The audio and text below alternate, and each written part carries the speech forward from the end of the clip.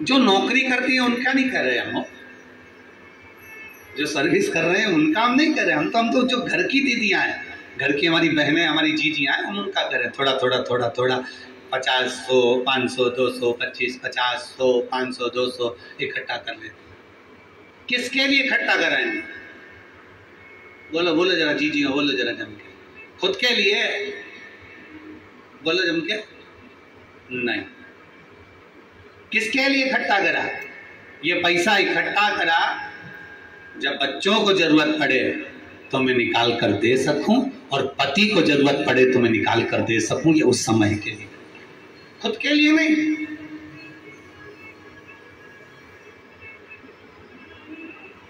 एक कथा है,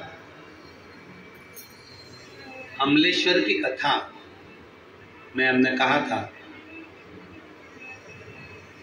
कि स्त्री से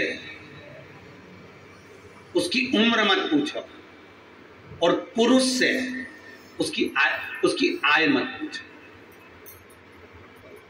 स्त्री से उम्र मत पूछो और पुरुष से, जम के बोलो जरा, आय मत पूछो। क्यों? स्त्री से उम्र इसलिए नहीं पूछिए क्योंकि स्त्री अपने लिए नहीं जीती। एक नारी जब भी जीती है अपने परिवार के लिए जीती है, इसलिए नारी से उसकी उम्र नहीं पूछी जाती। उसकी उम्र नहीं पूछते कि तू कितने साल की।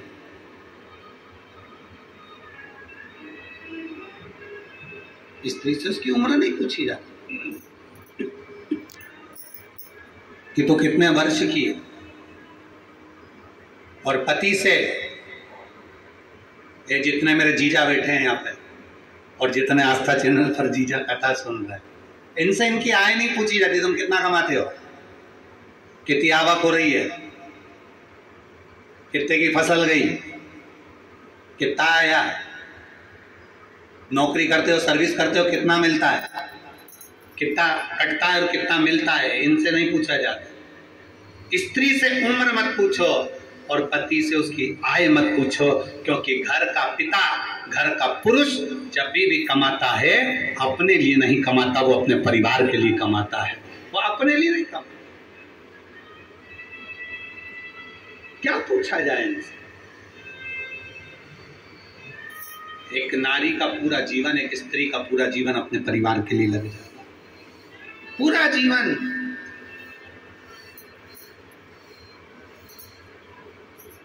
एक पुरुष का पूरा जीवन कमाने में, शुरू से बस कमाना कमाना कमाना कमाना कमाना, और कमाते कमाते कमाते कमाते उसका पूरा जीवन केवल परिवार के लिए हो जाता है, परिवार के लिए। जब उसको पता चलता है कि मेरी पूरी उम्र निकल गई और मैंने इसका भोग ही नहीं भोगा।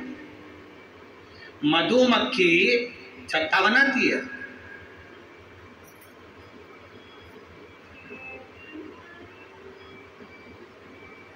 तो अच्छा है ये यहाँ पे मधुमक्खी का छत्ता नहीं है।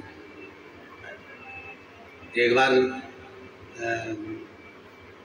कहीं कथा करने गए थे बिहार साइड में, तो वहाँ मधुमक्खी का छत्ता था। अब वो इतनी बड़ी बड़ी ये लाइटें जलती हैं, तो वो मधुमक्खी का छत्ते में से मक्खियाँ निकल निकल के सब इधर उधर।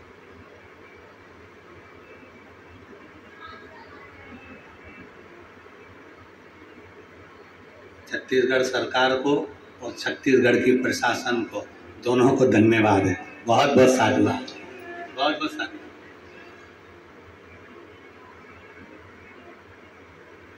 मधुमक्खी अपना छत्ता बनाती है, जगह जगह से पुष्प का रस लेकर आती है और शहद बनाकर तैयार करती है। उसको लगता है मैं खाऊंगी, अब मैं तैयार करा, अब मैं खाऊंगी, अब मैंने तैयार करा, अब मैं खाऊंगी।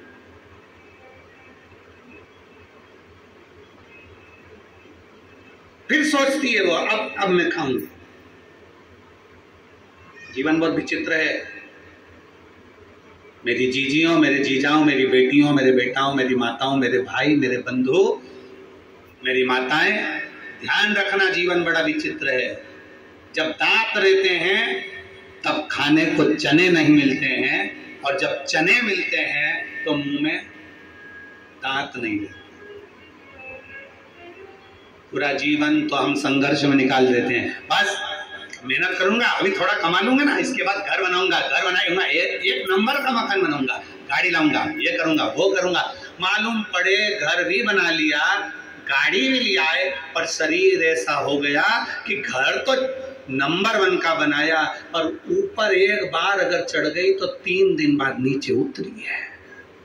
तो क्या मतलब का घर?